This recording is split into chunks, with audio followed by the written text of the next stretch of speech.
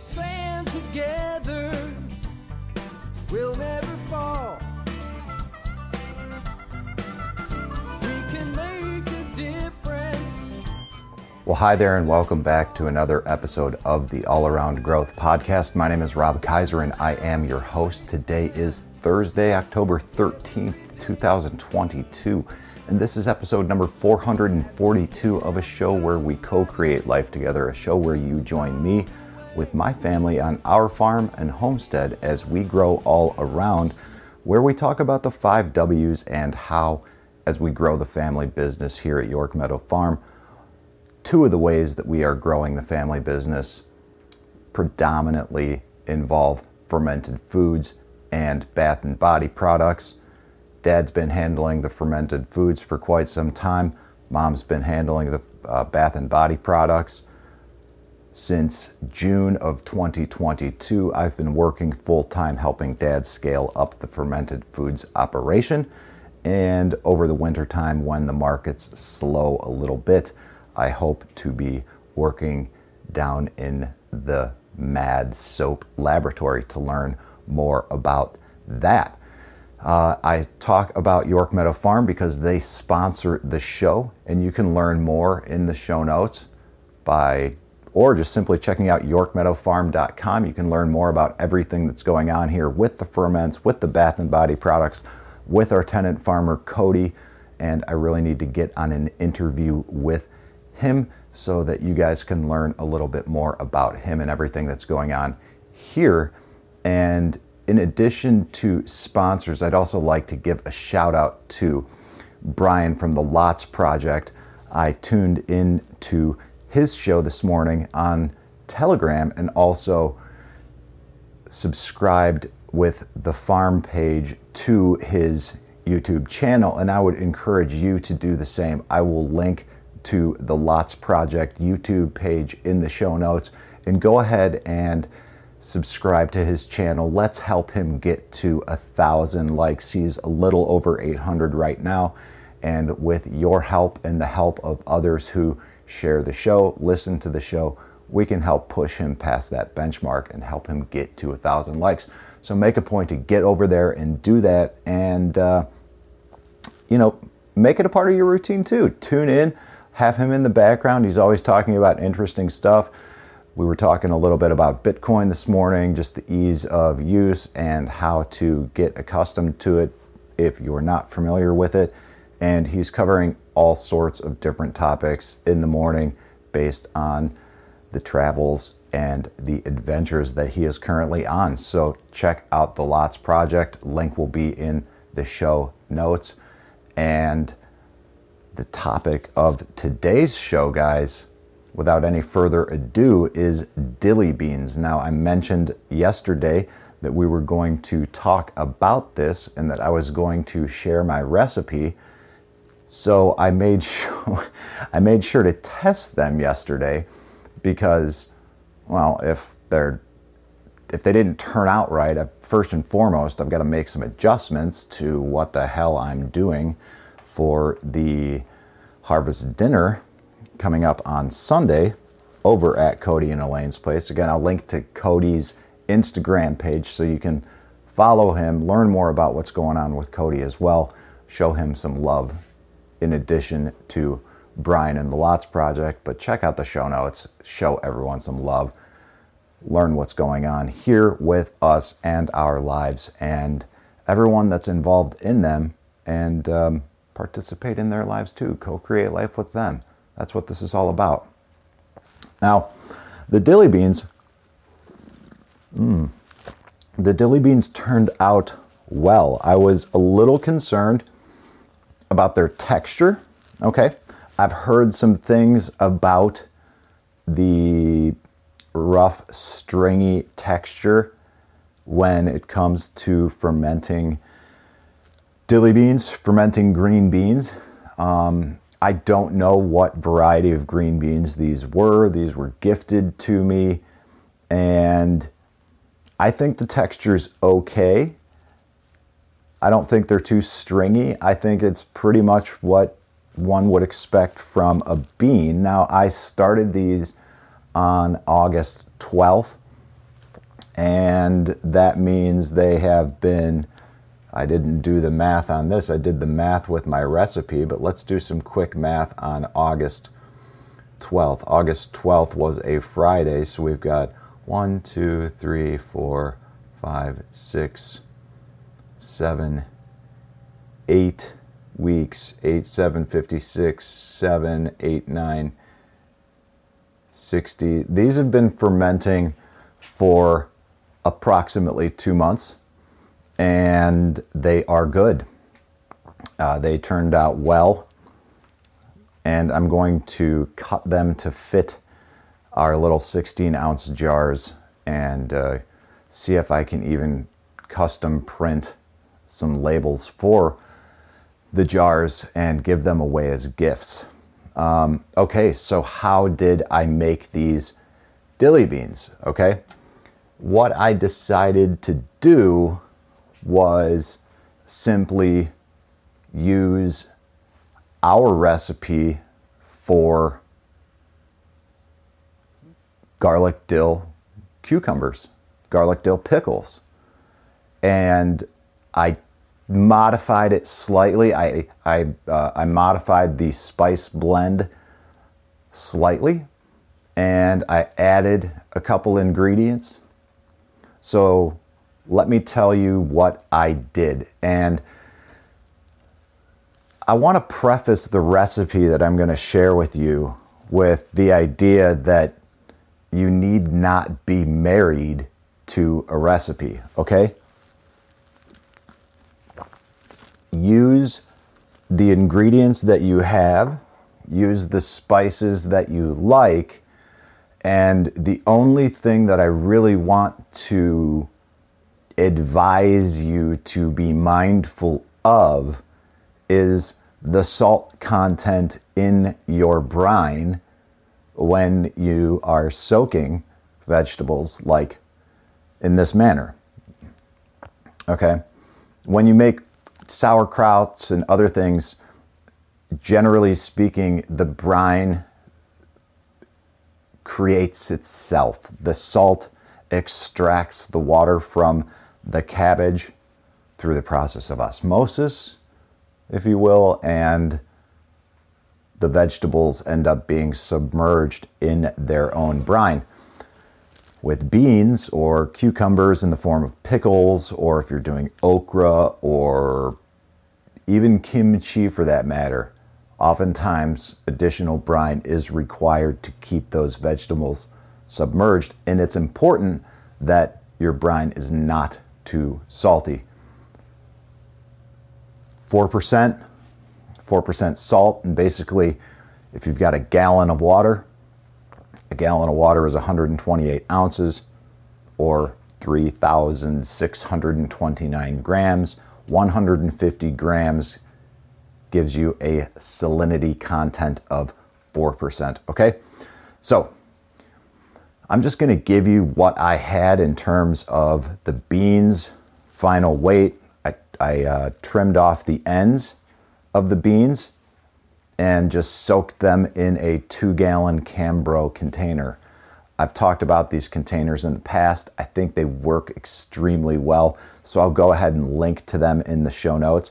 But basically what I did is I had this 2-gallon Cambro container. I sanitized it, and I had my beans chopped. I had 2,039 grams of beans, okay?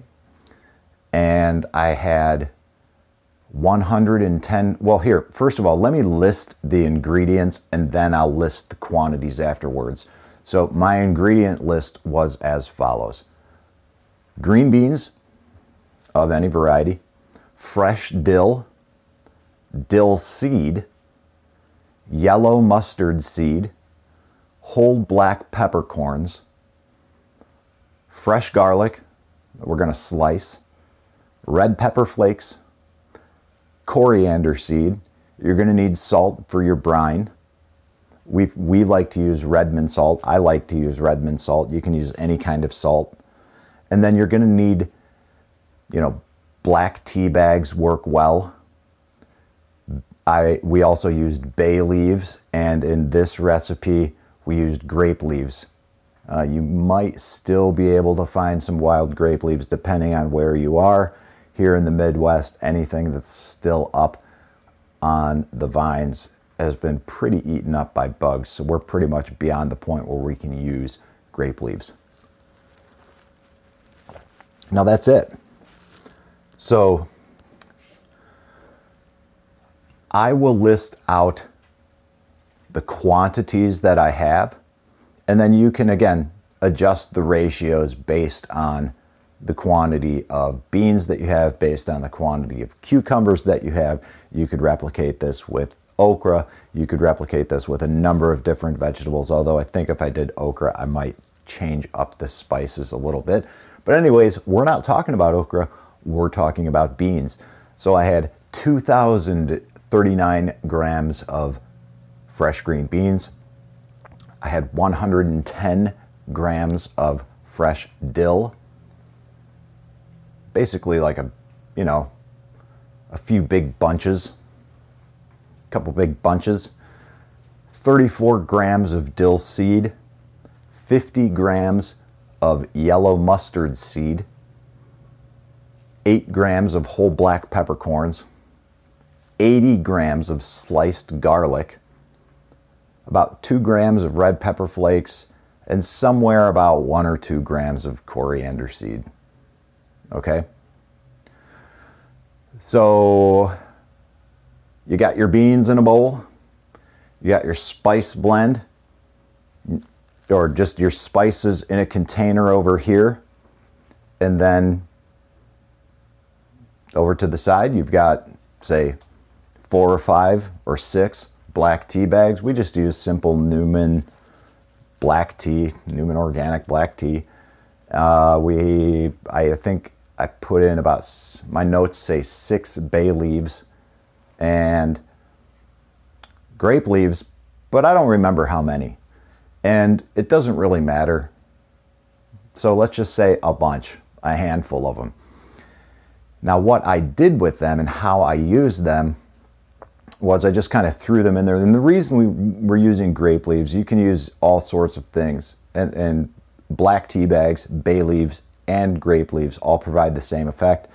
We are introducing them into the brine with all of the other ingredients for the tannins that they provide in order to keep the vegetables a little crisp, okay? So this is what you do. You've got your 8-quart or 2-gallon Cambro container.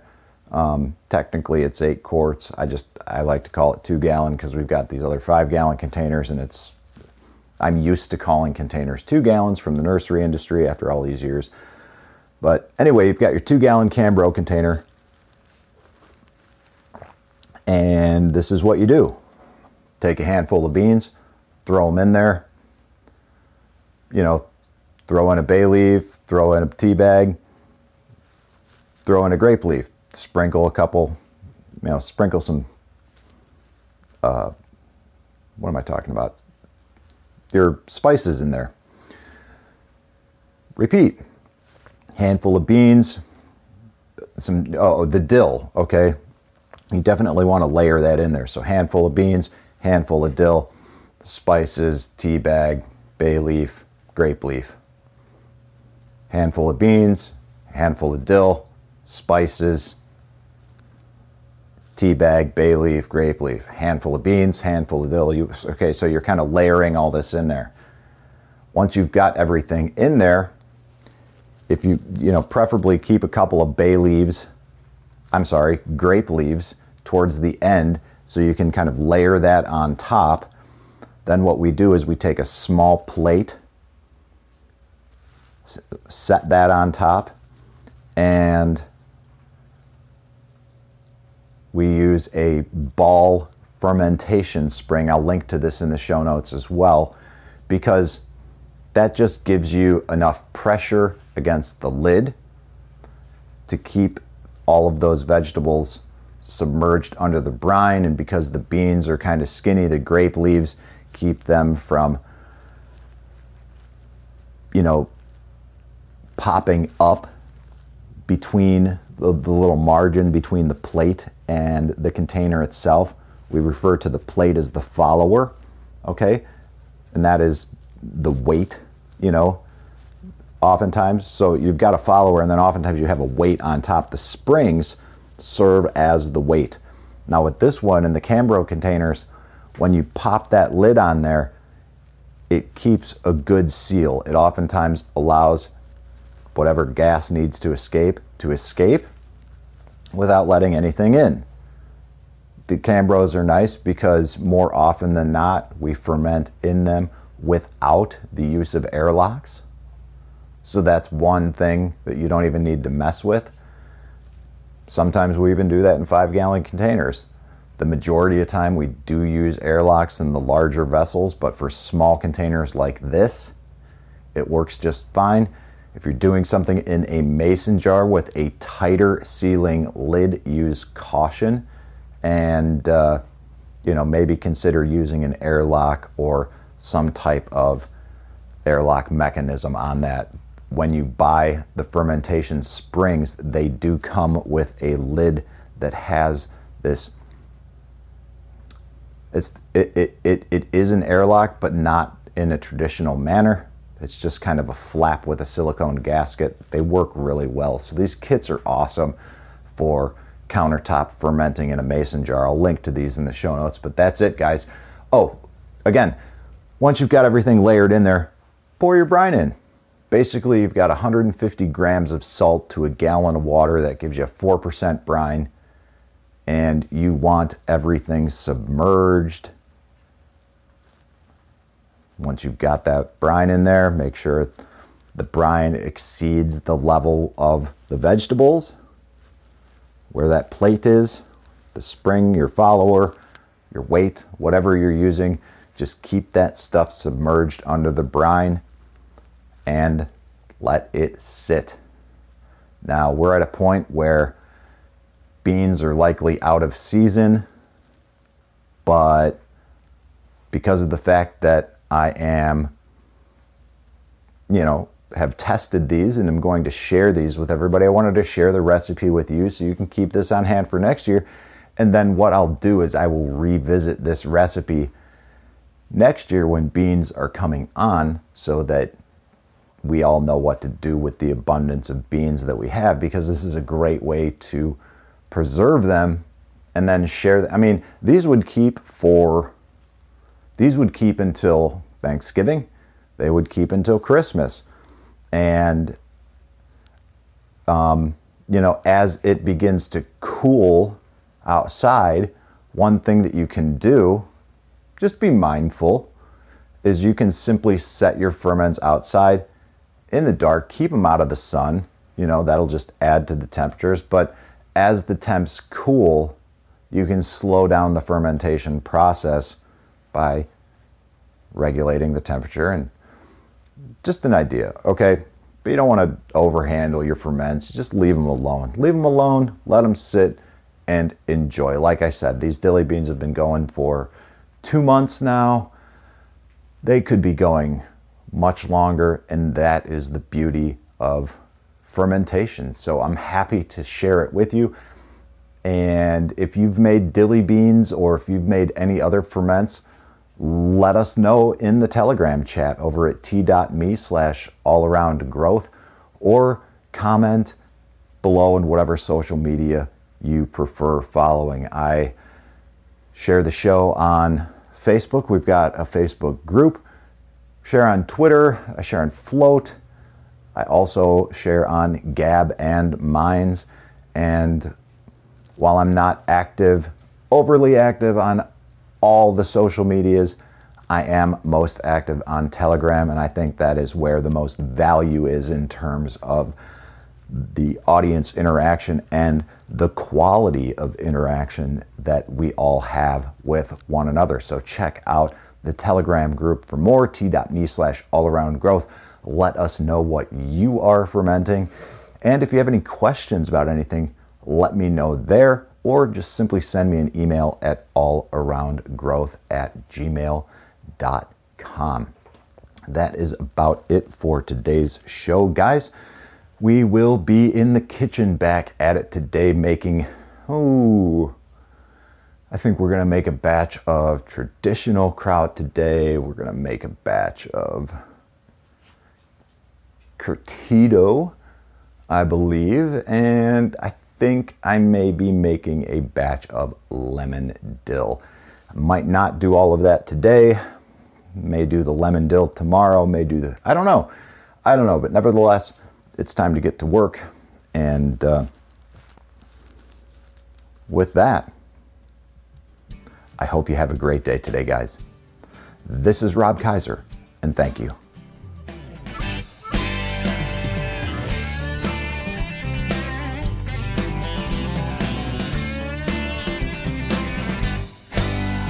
In a world of pain, what can I do? The needs are many and answers are few. People turn away and I wonder why. If I can help somebody, then I want to try. People may think that it's odd that I believe in friendship and love, and truth is always the best way to the world that may seem odd. I'm an odd fellow. I'm an odd fellow. Whoa, whoa. I'm an odd fellow. If we stand together, we'll never fall. We can make a difference and answer the call. You know the times are wasting every day, and we can help somebody along the way. People may think that it's odd that I believe in friendship and love. Truth is always the best way to the world that may seem odd. I'm an odd fellow. You're an odd